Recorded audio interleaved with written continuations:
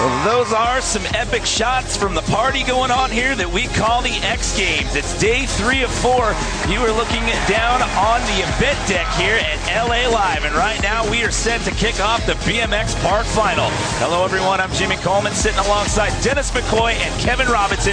We have narrowed the field down to 10 riders. We've got last year's defending gold medalist, that man right there, Daniel Dares. He is in the lineup, but our top qualifier coming into this was last year's silver medalist, Dennis Enarson.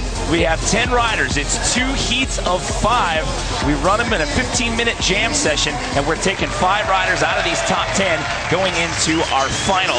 And there's a shot of Brett Banasewicz. He is the youngest competitor in the field here today at just 16 years old. Last year was his first X Games. He barely missed the podium. He finished in 4th, and he is going to start us off. Banasewicz in for his first run. It's so amazing the progression level that has come on with some of the youngest riders. Yeah, he's certainly pushing the envelope. Oh, the nice big flare over the tombstone around the pool bowl. Check out the speed. Big double whip. Brett's putting it together here. These guys have had an extra day to get comfortable on this course. A gap in between the prelim and now the final. A little bit low on that flare. But I see a big improvement over the prelims already. And catch bar 450 over the hip. Did he spin those twice? Yes. Brett definitely looked a lot more comfortable than he did in prelims when he had, he was battling some bike issues. Good solid run. Yeah, the elimination, his chain kept breaking, and he only got 2 runs. The way this works, it's a 15-minute jam session. These guys have to run in order. It's a 40-second max run clock. The best run score you can possibly get is at 50. It's your 2 best scores total together. And remember, out of these 10, we're taking 5 into the final. And meanwhile, Kyle Baldock is just ripping it up out here. Another guy that, these guys are going to get more and more comfortable on the course as time goes on. Having an extra day of practice in between with less guys to share the course with, it's going to show in the way these guys attack it. He is our only X Games rookie in the lineup here. He's coming off a big win last week in a park at the Dew Tour, and he's looking pretty calm here in the final. Throwing the front flip. Right front. The tough thing about that is he has barely no transition to land on when he lands, but he still pulls it. Just catching the last little bit of transition right there. We got us a solid start to this, guys. This is coming out with a banger, I gotta say. These guys are ready to battle. Well, another thing to note here is we take the 2 best scores out of each heat, and it's the better 3rd place score between the 2 heats that'll round out our 5-man final. Nice grind there on the carport. Gary's got just the most unique lines of anybody in the bunch. High-speed manual, dropping it down. It always impressed me so much, the speed that Gary maintains throughout the course. After watching at home, you see the 2 clocks in the upper right-hand corner of your screen. The 1 in white, that is the jam session time. The 1 in yellow, that is the actual run time. It's run till you fall or until 40 seconds has elapsed. And we've got 2 guys tied right now. It'll be interesting to see how this compares to Gary's run. He just attacks this thing, he flows. You could put the most simple course out there, and Gary's going to find a way to get creative on it. Now, we haven't talked about this yet. I mean, this is not like park courses we've seen many years past with box jumps and quarter pipes and whatnot. You got to have the big tricks, but it's also about style and flow in a course like this. Yep, and it's interesting to see guys like this, Daniel Dares, who's just a trick machine, adapt his tricks to this course. With a trick like that, a big double tail out of the tombstone.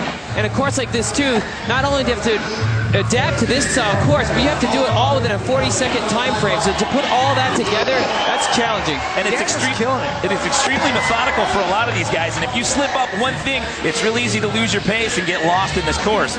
And that hasn't happened to Daniel in this run. I'm impressed. He's flowing this thing. It hasn't happened to anybody in this opening round of heat number 1. They are coming out swinging. Cork 7. Wow. Cork 7 over the transfer. That was massive. Kind of a flat spin rotation in that 720. Remember, the best possible run score you can get is a 50, and everybody's pretty evenly matched at this point. We've got 2 33s, a 35, and Daniel in there with a 36. But here comes our top qualifier out of elimination. Last year's silver medalist is Dennis Enarson. Wow, big whip. That was definitely an original line. I don't think I've seen that yet with the tail up into the wall. Well, he finished 5 full points ahead of the rest of the field in elimination the other day. Dennis's riding is ridiculous, and I don't use that word lightly. I mean, look at this. He's huge tail whip pocket air. And he's got a wonderful name too, doesn't he? Hey, man. I smile when I see Dennis ride because he just kills it on everything. I mean, he won Park and Dirt in Salt Lake at a Dude Tour. He can win here and he can beat Garrett tomorrow. He's that good. Big tricks like that, a foot jam nose pick to fakie. A fakie's a universal term. You'll hear it a lot. It means going into a trick backwards or landing it backwards. Wow. Brett's putting it together here. That's the best line I've seen yet. He's another one of those guys like Daniel Darris. He is a trick machine, and he definitely has improved his flow from what we saw out of the elimination round the other day. A nice tuck no-hander. Coming out of Tombstone, building up some speed. Let's see what he can finish with, because this run is very, very solid. Oh, the flare whip sliding out. That'll hurt because he still had time on the clock. And as a competitor, that's frustrating to just nail a run and then mess up at the end. And you hear the buzzer go, so that means that it constitutes a fall. Yeah, he kind of corked the front flip out. Kind of got a little sideways barrel rolling style. Oh, Gary kind of slipping out a little bit there. I really think Brett's run was maybe going to score the highest of any run yet had he not fallen at the end. Well, I tell you what, he still got a 30 even with about 9 seconds left on the clock. Remember, it's your two best run scores total together, and that was unfortunate for Kyle Baldock because he's now got a 13. There's still plenty of time left to go through the rotation, though. But you see Kyle's 13, he fell so early in the run. That's the reason why. It's not that you get penalized so heavily for falls, it's when you fall. That makes a huge difference. Gary coming up a hair short. You see he kind of hung up there. With that right there, it loses your speed. Now it throws off your plan. You had a game plan coming in of different lines you have. Now you have to quickly adjust, which Gary is showing that he's very capable of doing. Now we mentioned style and flow. He's one of those guys. He doesn't have some of the big tricks like Brett Matasewicz and Daniel Darris, but he attacks this course at high speed. You will see him whipping through these corners with unique transfer lines and gap jumps. And plenty of endurance. I think this contest could run 3 times in a row and Gary would be down for it all. Well, he's been knocking on the door the last 2 years in a row, walking away with a bronze medal. Got himself a silver all the way back in 2003. Daniel Darris up the ski jump with a 360 tuck no-hander. Big double whip. Daniel's looking like he's riding pretty clean to me right now. Like, I'm impressed. He's, dropping the front end, proper landings. Landing smooth, keeping his flow going. Definitely looking a little more comfortable than he did in prelims. Yeah, I was just going to say, he looks a lot more comfortable right now than we saw out of elimination. And he is your defending gold medalist. Got his 3rd one last year. He took the gold in 07, 08, and last year. And he's looking poised to get into that final here in round 1 of the final. There it is again with a big cork 720 over the gap. That is very much Daniel's own style. That might have been a better landing than what he had out of the first run. Now, his first run score was solid at 36, and that gets him a 38, so he's got the highest single run score of the team so far. Anderson, he's been doing that trick for years. Roll on, 270 in, like alley-oop style. That's a lot crazier than it looks. Wow. A massive transfer. Look at the speed that he's maintaining through this course. And a bar-to-bar back in the deep part. I'd like to see some of these guys air big more. It's tricky to get the line to hit that corner with speed. Wow, huge flip. That was a massive flip. When Dennis says bar-to-bar back, he spins his handlebars one direction, catches it, and then spins it back the other direction.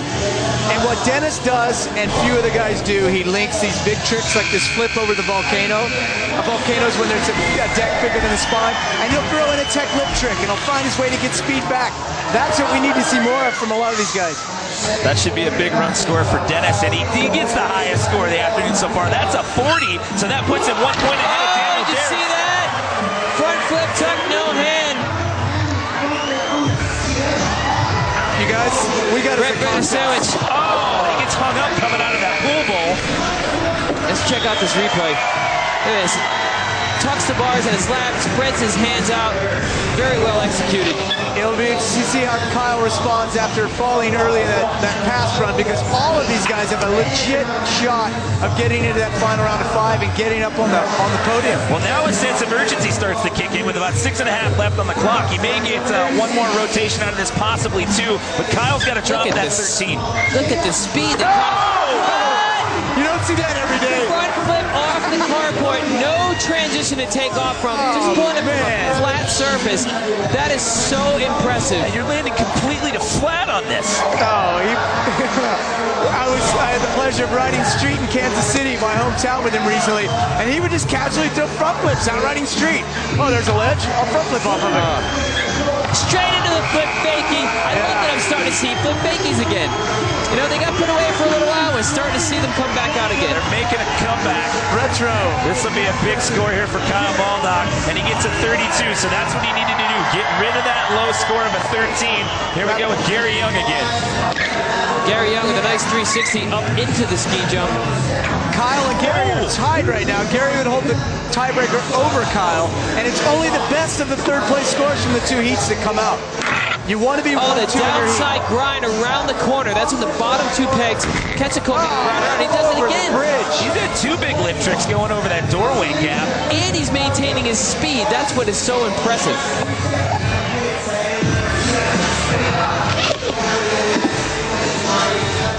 Look at that. Big one-handed flatty. Just transferring from bowl to bowl like he's riding a set of trails.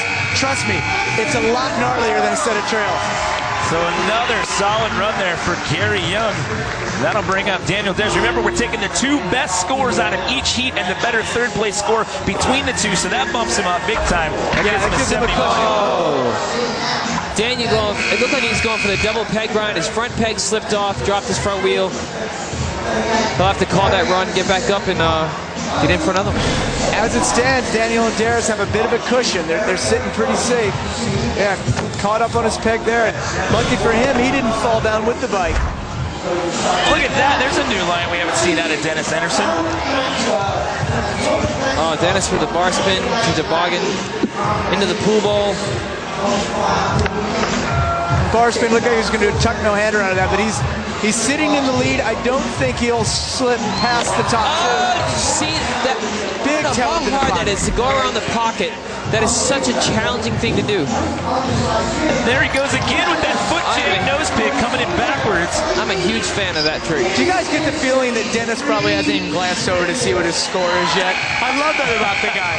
He's so good, and he's so carefree, and if he keeps the two of those elements, this guy's going to be ripping it up for 20 or 30 years. Well, he walked out of here last season with back-to-back silver medals in Park and Street. He'd like to trade it in for a shiny gold one. What? You can get all your X Games schedule information by downloading the new mobile app, where you can log on to xgames.com/schedule. Stay in tune with your favorite events throughout the entire weekend here at X Games 17. That was a bizarre front flip flat. Oh, Kyle Baldock going for the backflip tail whip. This is his first X Games, and he has risen to the occasion. Yeah, he's holding his own, but unfortunately, I mean, Gary Young, Daniel Dares, and Dennis Henderson have just put it together. Yeah, it looks like Brett and Kyle may not be advancing out of this. It all depends on whether they can get another run in and just how much they can boost those scores. Well, at 40 seconds per run with 3 minutes to go, it looks like we may go through the rotation one more time around, but Brett has some definite work to do. With 33s being their top scores, they've got a lot of work to do to pop up into the top three here. But these top three can still shuffle around. These riders all have to be tired to pump at that speed, maintain that speed, time after time. The only one I would think would be comfortable with this is Gary Young. And he's the one that just waved it off, and I think it's because he lost his line. It's not because he was out of breath. As a competitor, you know, if this run can't beat my other one, maybe I'm better off saving it for the next one. Well, then you start using energy and everything and expending energy that you could use on your next run. And risk. We're always expending risk. If you figure you do this stuff 10 times, you might fall 1 or 2 of them.